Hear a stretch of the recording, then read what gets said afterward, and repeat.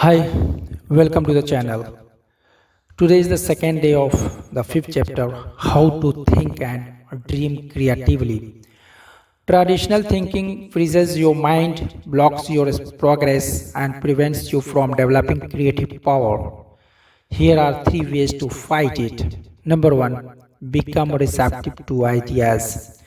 Welcome new ideas, destroy those thought replants won't work, can't be done, it's useless, and it's stupid. A very successful friend of mine who holds a major position with an insurance company said to me, I don't pretend to be the smartest guy in the business, but I think I am the best sponge in the insurance industry. I make it a point to soak up all the good ideas I can. Number two, be an experimental person. Break up fixed routines. Expose yourself to new restaurant, new lookbooks, new theaters, new friends. Take a different route to work some days. Take a different vacation this year. Do something new and different this weekend. If your work is in distribution, develop an interest in production, accounting, finance, and the other elements of the business. This gives you breadth and prepares you for larger responsibilities. Number three, be progressive, not regressive. Not that's the way we did it where I used to work, so we ought to do it that way here. But how can we do it better than we did it where I used to work? Not backward regressive thinking but forward progressive thinking, because you got up 5:30 to deliver papers of or milk the cows when you were a youngster doesn't necessarily mean it's good idea for you to require your children to do the same. Imagine what would happen to the Ford Motor Company if its management allowed itself to think.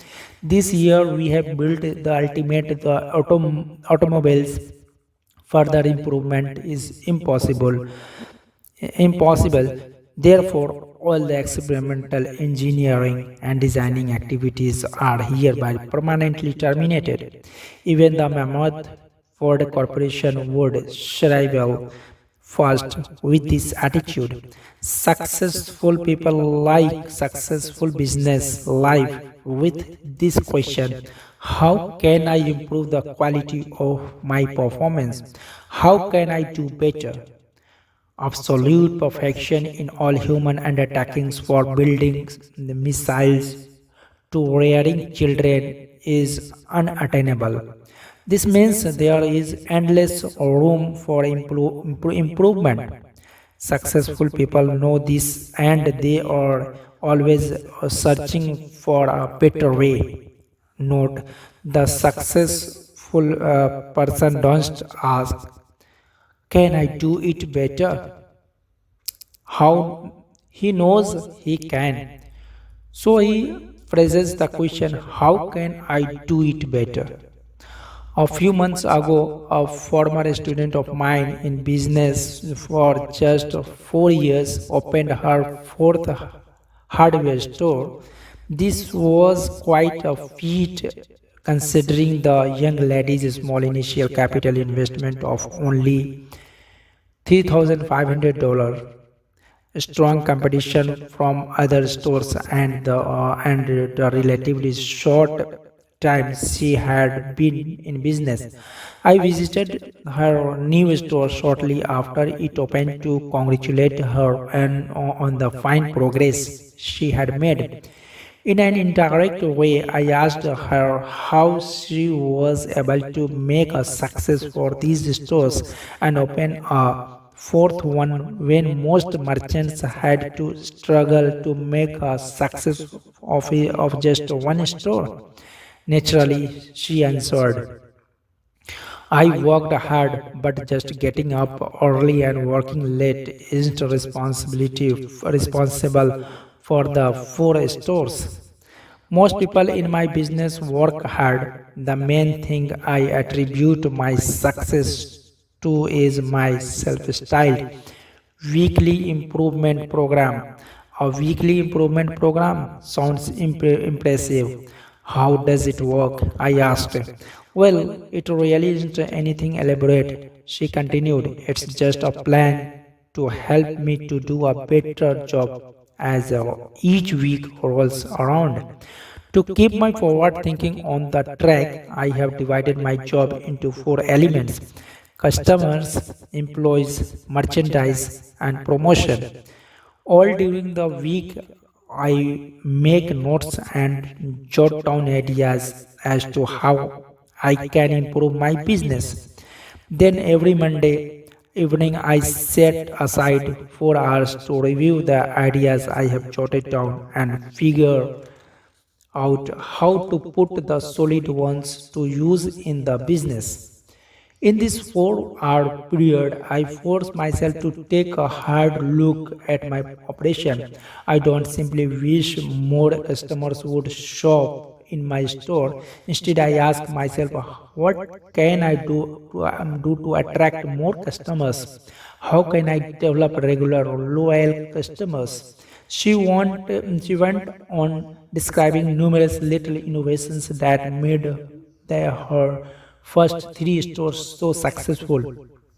Things like the way she arranged the merchandise within her stores, her suggestion selling technique that sold two out of three customers' merchandise they had not planned to buy when they entered her stores. The credit plans she devised when many of her customers were out of work because of a strike, the contest she developed that boosted sales during a slack season. I ask myself, what can I do to improve my merchandise offerings? And I get ideas. Let me let me cite just one case.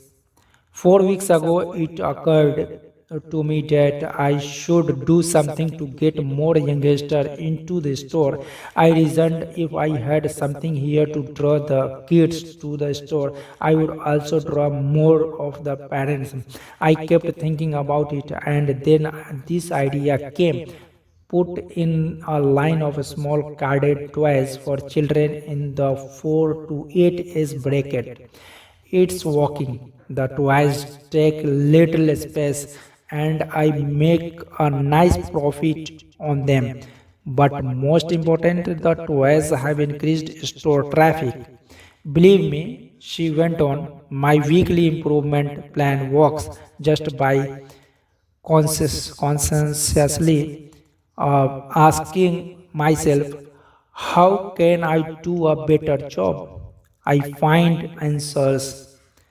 It's a rare Monday night that I don't come up with some plan or technique that makes the profit or loss statement look better. And I have learned something else too about successful merchandising, something that I think every person going into business for himself should know. What's that? I asked. Just this. It isn't so much what you know when you start that matters. It's what you learn and put to use after you open your doors that counts most. Big success calls for persons who continually set higher standards for themselves and others, persons who are searching for ways to increase efficiency, to get more output at lower cost, do more with less effort. Top success is reserved for the I can do it better kind of person. General Electric uses the slogan progress is our most important product. Why not make progress your most important product? The I can do better philosophy works magic. When you ask yourself, how can I do better? Your creative power is switched on, and ways for doing this better suggest themselves. Here is a daily exercise that will help you discover and develop the power of I can do better attitude. Each day, before you begin work, devote 10 minutes of thinking, how can I do a better job today? Ask, what can I do today to encourage my employees? What special favor can I do for my customers? How can I increase my personal efficiency? This exercise is simple, but it works. Try it and you will find unlimited creative ways to win greater success. Just about every time my wife and I would get together with a certain couple, the conversation would turn to working wives. Mrs. S had worked several years before her marriage and she had genuinely liked it. But now she would say, I have got two youngsters in school, a home to manage, and meals to prepare. I simply haven't got time. Then one Sunday evening, Mr. and Mrs. S and children were in an automobile accident. Mrs. S and the youngster escaped serious injury, but Mr. S received a back injury that left him permanently disabled. Now Mrs. S had no choice but to go to work. When we saw her several months after the accident, we were amazed to find how well she had adjusted to her new responsibilities. You know, she said, 6 months ago, I never dreamed I could possibly manage the house and work full time. But after the accident, I just made up my mind that I had to find the time. Believe me, my efficiency has gone up 100%.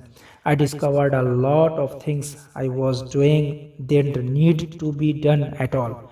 Then I discovered that the children could and wanted to help. I found dozens of ways to conserve time, fewer trips to the stores, less TV, less telephoning, less of those time killers.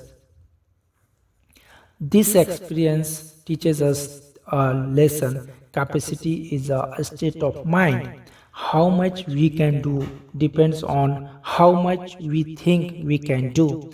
When you really believe you can do more, your mind thinks creatively and shows you the way.